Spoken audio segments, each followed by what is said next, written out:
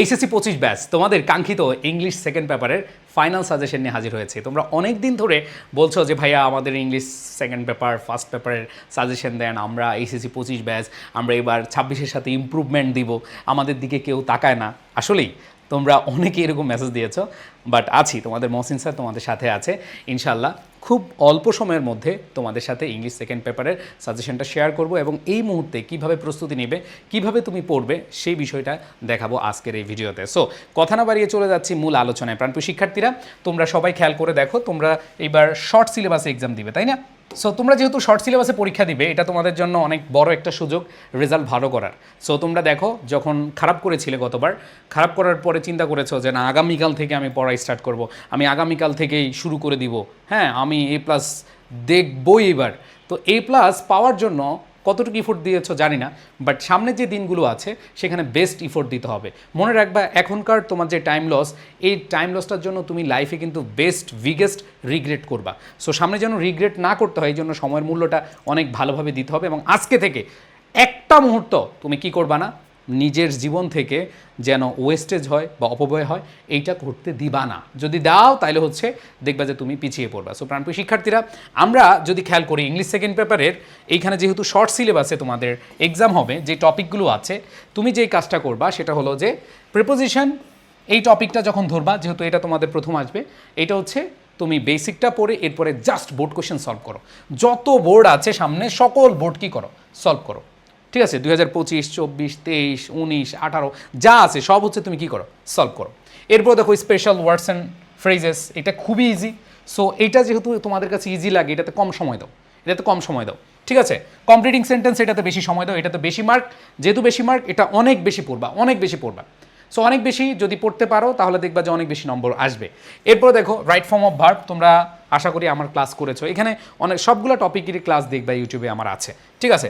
Narration বলো, modifier বলো, connectors বলো, সিনোনিম অ্যান্টোনিম বলো, মডিফায়ার বলো, পাংচুয়েশন বলো, এই টপিকগুলোর বেসিক পড়বা এবং টেকনিক দিয়ে পড়ার চেষ্টা করবা। এবার যেহেতু তোমাদের সময় এখন হাতে কম, অনেক সময় ছিল যেহেতু তুমি আসলে আগে থেকে ওইভাবে প্রস্তুতি নাও না, এখন চিন্তা করতেছো যে প্রস্তুতি নিবা। সো এই প্রস্তুতি নেওয়ার জন্য তোমাকে অবশ্যই কী করতে হবে, বেসিক টেকনিকসও পড়তে হবে, অল্প সময়ের মধ্যে যেন শেষ করতে পারো। সাথে হচ্ছে প্রচুর পরিমাণে বোর্ড কোয়েশ্চেন সলভ করা, প্রচুর পরিমাণে। এরপর দেখো তোমাদের মেন যে জায়গাটা সেটা হচ্ছে রাইটিং পার্ট। সো রাইটিং পার্টে দেখো কিছুই লাগবে না, রাইটিং পার্ট কিছুই পড়া লাগবে না। দেখো তোমরা এখানে যারা আছো, রাইটিং পার্ট কিছুই পড়া লাগবে না। অবাক হয়ে গেছো যে কি বলেন ভাই, রাইটিং পার্ট সাজেশন দিচ্ছেন? হ্যাঁ, এগুলো তোমাদের সাজেশন, দেখতে পাচ্ছ, এগুলো তোমরা পিডিএফও পেয়ে যাবা। সো পিডিএফটা যেহেতু আমি শেয়ার করবো, কোনো সমস্যা নাই। সো এগুলোর পিডিএফ পেয়ে যাবা। আলটিমেটলি এগুলো কিচ্ছু পড়া লাগবে না, তুমি জাস্ট হচ্ছে ভাইয়ার রিটেন ওয়ার্কশপ করো। কারা কারা রিটেন ওয়ার্কশপ করছো এখানে একটু কমেন্টে জানাও। আর যারা রিটেন ওয়ার্কশপ করোনি, তোমাদের বলবো যে তোমরা ইউটিউবে এটা পেয়ে যাবা, রিটেন ওয়ার্কশপ মহসিন স্যার লিখলেই।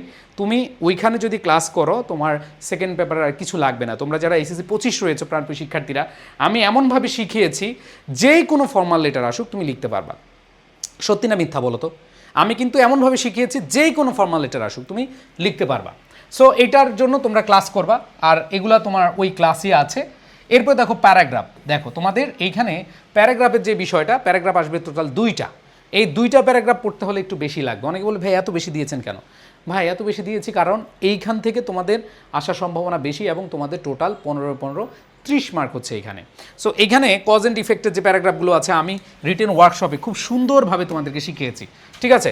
তারপরে ডেসক্রিপটিভও কিছু দেখিয়েছি, আবার কিছু হচ্ছে তোমাদেরকে পড়তে বলেছি যে হ্যাঁ একবার হলো রিডিং পড়ো। যেগুলো ডেসক্রিপটিভ বা লিস্টিং, এগুলো তো ভাই চাইলেই ফরম্যাট দিয়ে লেখা যায় না, এখানে হচ্ছে তোমার পড়তে হবে। সো তোমরা যে কাজটা করবা, ওয়ার্কশপ করবা, আর এই ওয়ার্কশপে ম্যাক্সিমাম কিন্তু পড়ানো হয়েছে। কজ অ্যান্ড ইফেক্ট বলো, তারপর হচ্ছে কম্প্যারিজন কন্ট্রাস্ট বলো, হ্যাঁ ডেসক্রিপটিভ অনেকগুলো তোমাদের পড়ানো হয়েছে। তারপরেও তোমাদেরকে বলবো যে এইখানে যেগুলো আমি পড়ানোর বাইরে 2-1টা থাকতে পারে, সেগুলো তুমি রিডিং পড়ে যাবা। সো এইখানে তোমরা যারা আছো প্রাণপ্রিয় শিক্ষার্থীরা, আমি তোমাদেরকে বলবো যে এতদিন যেহেতু সময় নষ্ট করে ফেলেছো, আজকে থেকে অথবা সামনের দিনগুলো থেকে তুমি একটু প্রপার প্ল্যানিং অনুযায়ী পড়তে থাকো, আর কম সময় একটা বেস্ট প্রিপারেশন নেওয়ার চেষ্টা করো। হাতে সময় কম, এটা নিয়ে হতাশ হবা না, কারণ যে সময় আছে এই সময় দিয়ে তুমি কামব্যাক করতে পারবা। আর যেহেতু দেখো গত বছর তোমার আনফর্চুনেটলি খারাপ হয়ে গেছে, তুমি আবার এই বছর দিচ্ছ, তুমি এবার ধরে রাখো যে তুমি একটা বেস্ট কামব্যাক করবা। এবং এই কামব্যাক শুধু এইখানে না, তুমি বিশ্ববিদ্যালয়ে ভর্তি পরীক্ষায়, তোমরা যারা ইউনিভার্সিটি অ্যাডমিশন দিবা, বিশ্ববিদ্যালয়ে ভর্তি পরীক্ষা এমন রেজাল্ট দিবা যেই রেজাল্ট দেখে তোমার বাবা মা পাড়া প্রতিবেশী সবাই অবাক হয়ে যাবে, সবাই তাক লেগে যাবে, কী রে ভাই এই ছেলেটা এসএসসিতে খারাপ করেছে, ইংরেজিতে খারাপ করছে, এই ছেলে ঢাকা ইউনিভার্সিটি চান্স পেয়ে গেছে, কিভাবে সম্ভব? তোমাকে নিয়ে স্টাডি করা শুরু করবে। মনে রাখবা, সব সময় তোমাকে নিজেকে এমনভাবে তৈরি করো যেন মানুষ তোমাকে স্টাডি করে, অন্যকে নিয়ে তোমার স্টাডি করার দরকার নেই।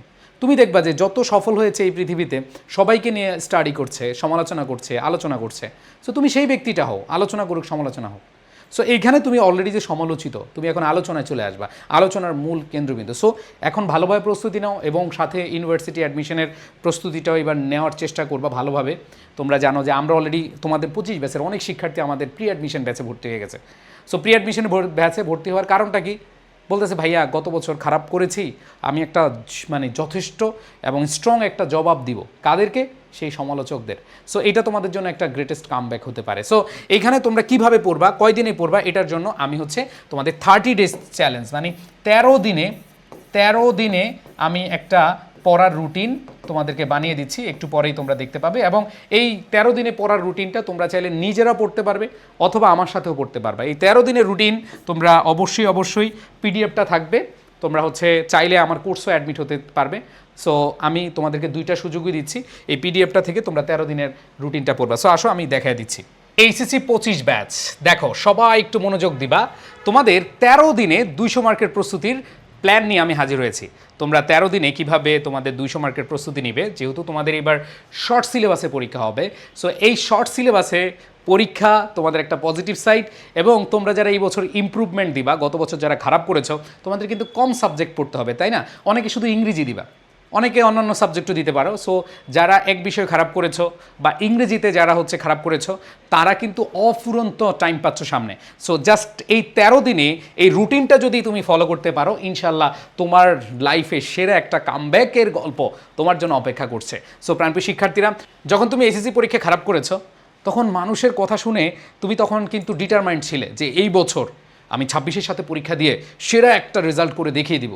কিন্তু দেখো অনেক দিন চলে গেল, তোমার কিন্তু সেই সেরা পড়াশোনাটা আর হয় নাই। সো এখনও সময় আছে, এই 13 দিনে তোমরা হচ্ছে ভালোভাবে একটা প্রস্তুতি নাও। আমি দেখিয়ে দিচ্ছি কিভাবে শুরু করবা।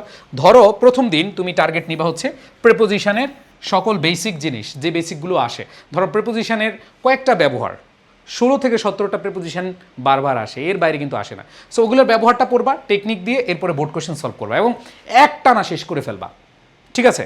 সাথে তোমাদের অ্যাপ্রোপ্রিয়েট প্রিপোজিশন হয়ে যাবে, কারণ বোর্ড কোয়েশ্চেনগুলো যদি তুমি সলভ করো, ধরো 2016 থেকে তুমি 2025 যখন পড়বা, তোমার অটো এগুলা কি মাথায় চলে আসবে, ঠিক আছে? এরপরে দেখো স্পেশাল ওয়ার্ডস অ্যান্ড ফ্রেজ। পরের দিন ধরো তুমি টার্গেট নিলা day 2 special words and phrases. So এইখানে তুমি ফুল মার্কস টার্গেট করবা, 5 আউট অফ 5, কারণ এই টপিকটা খুবই সহজ, এখান থেকে নম্বর তোলা যায় 100%।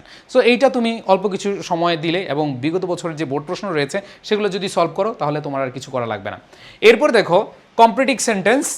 এটা তোমাদের অনেকের কাছে কঠিন লাগে, বাট এটা প্র্যাকটিসের মাধ্যমে একবারে ইজিলি তুমি শিখতে পারো, এবং এখানে তোমাদের 10 মার্কস।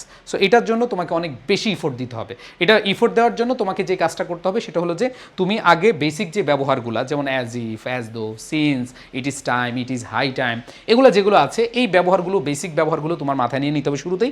এরপর তুমি বোর্ড কোয়েশ্চেনগুলো সলভ করতে থাকো যত সময় লাগে, ঠিক আছে? এখন কথা হলো যে ভাইয়া এই যে এখানে আপনি টাইম দিলেন, এগুলো কি আমরা সকালে পড়বো? না, এগুলো আমাদের ক্লাস হবে। আমি বলছি যারা আমার এই যে 13 দিনের এই কোর্সে ভর্তি হবা, ওয়ান শট কোর্স, অনেকের কাছে মনে হবে ভাইয়া সারা জীবন পড়ি নাই, ওয়ান শট দিয়ে কি হবে? দেখো তোমরা যেটা আমার ক্লাস করো, আমি কখনো ওয়ান শটের পক্ষে না, এবং 13 দিনের প্রস্তুতি নিবে এটার পক্ষে না, বাট 13 দিনেও ভালো প্রস্তুতি নেওয়া সম্ভব। যেহেতু সময় নাই, আমাদের যার কাছে যা আছে তা নিয়ে কিন্তু যুদ্ধে ঝাঁপিয়ে পড়তে হবে। সো এইখানে আমার কাছে সময় কম, এতটুকু সময়ের মধ্যে এই এত দিনে আমি হচ্ছে বেস্ট একটা প্রিপারেশন নিব। ভাই এটা আমার চাওয়া, কারণ আল্লাহ রাব্বুল আলামিন কাউকে কিন্তু হতাশ করবে না যদি কেউ পরিশ্রম করে। সো এইটা তোমার জন্য, আমার জন্য একটা বড় লার্নিং, যে সময় যতটুকু আছে, আমাদের হাতে যা আছে তা নিয়ে কিন্তু আমাদের প্রস্তুতি নিতে হবে। সো অনেকে হয়তো বলবে আসছে, আমার কালকে দেখলাম ইউটিউব চ্যানেলে একজন কমেন্ট করলো যে আসছে 13 দিনে 15 দিনে সব শেষ করে দিবে সারা বছর না পড়ে। ভাই তোমার হাতে এখন কি সারা বছর আছে? নাই। তার মানে তোমার হাতে যতটুকু সময় আছে, ওই সময়টাকে অ্যাসেট ভেবে তুমি এটাকে ভ্যালু দাও, এবং সেটা দিয়ে তুমি হচ্ছে সামনে এগিয়ে যাও। তুমি এত কিছু চিন্তা করার দরকার নেই। সো এখানে দেখো এগুলো আমিই পড়িয়ে দিব, ওয়ান শট ক্লাস, লাইভ ক্লাসের মাধ্যমে তোমাদেরকে পড়িয়ে দিব। তারপর দেখো ডে 4-এ হচ্ছে রাইট ফর্ম অফ ভার্ব, এবং রাইট ফর্ম অফ ভার্বের সাথে টেকনিক থাকবে, বোর্ড কোয়েশ্চেন থাকবে। এরপর দেখো তোমাদের যেই প্যাসেজ রয়েছে, তোমরা জানো তোমাদের সিকিউ, তোমাদের answering question, summary, flow chart, এগুলো হচ্ছে কি, এগুলো আসে তোমাদের এই প্যাসেজ থেকে। সো এই প্যাসেজগুলো ভালোভাবে পড়তে হবে। তো এখানে আর্কাইভ পাবা, আর লাইভ প্র্যাকটিস ক্লাস পাবা, সেটা হবে রাত 9টায়। সো এখানে টাইম চেঞ্জ হতে পারে তোমাদের সাথে কথা বলে। এরপরে ন্যারেশন পড়বা পর দিন ডে 6-এ। তারপর দেখো তুমি যদি ডে 7-এ যাও, ডে 7-এ গিয়ে তুমি হচ্ছে যে এইখানে খেয়াল করে দেখো আমরা কোন টপিকটা পড়তে যাচ্ছি। ডে 7-এ দেখো আমরা কোনো গ্রামার ক্লাস করব না, আমরা হচ্ছে ওই দিন প্যাসেজ পড়বো, গুরুত্বপূর্ণ প্যাসেজগুলো, education, dreams, in a traditional society, এগুলো খুব ইম্পর্টেন্ট, সেগুলো আমরা পড়বো। এরপরে দেখো আমাদের মডিফায়ার আছে, মডিফায়ার পড়বো, তারপর হচ্ছে আবার প্যাসেজ পড়বো ডে 8-এ। এরপরে ডে 9-এ দেখো এখানে কানেক্টরস আছে এবং সাথে প্যাসেজ রয়েছে। ডে 10-এ দেখো সিনোনিম অ্যান্টোনিম রয়েছে, প্যাসেজ রয়েছে। এবার দেখো ডে 11-এ আমাদের আরও 3 দিন সময় আছে। ডে 11-এ আমরা কী কী পড়বো দেখো, 11-এ হচ্ছে পাংচুয়েশন পড়বো, 12-এ হচ্ছে উইথ ক্লু উইদাউট ক্লু, এগুলো আমরা লাইভ ক্লাস করবো। অনেকেরই প্রবলেম হচ্ছে উইথ ক্লু উইদাউট ক্লুতে, সো এইটা তোমরা পড়বা। অ্যান্ড দেন লাস্ট হচ্ছে রিঅ্যারেঞ্জিং। সো এই রিঅ্যারেঞ্জিংয়ের মাধ্যমে আমাদের শেষ হবে এবং এই ক্লাসগুলো আমরা তোমাদেরকে এমনভাবে শেখাবো যাতে করে তোমরা খুব সহজেই আনসার করতে পারো। আর আমাদের রিটেন ওয়ার্কশপ তো তোমাদের জন্য ফ্রি। সো এই কোর্সটা তুমি এনরোল করতে পারবা। দেখো এই মোট 16টা ক্লাস, 13 দিন টার্গেট এবং আর্কাইভ ক্লাস তোমরা পেয়ে যাবা, সেটা হচ্ছে 25 মে থেকে। লাইভ ক্লাস শুরু হবে 4 তারিখ থেকে। সো এই কোর্সটা তোমরা মাত্র 399 টাকা কিনতে পারবে। আর আমি সবার উদ্দেশ্যে বলবো যে যত তাড়াতাড়ি ভর্তি হবা তত নিজেকে এগিয়ে রাখতে পারবা। সো তাড়াতাড়ি যারা ভর্তি হতে চাও লিখো অ্যাডমিট হতে চাই, এবং এই পিডিএফটা তোমাদেরকে দিয়ে দিব যাতে করে তোমরা এই রুটিনটা বাসায় বসেও ফলো করতে পারো। ঠিক আছে? ওকে, সো দেরি না করে এখনই এনরোল করো। তোমাদের সবার প্রতি শুভকামনা। আল্লাহ হাফেজ, আসসালামু আলাইকুম।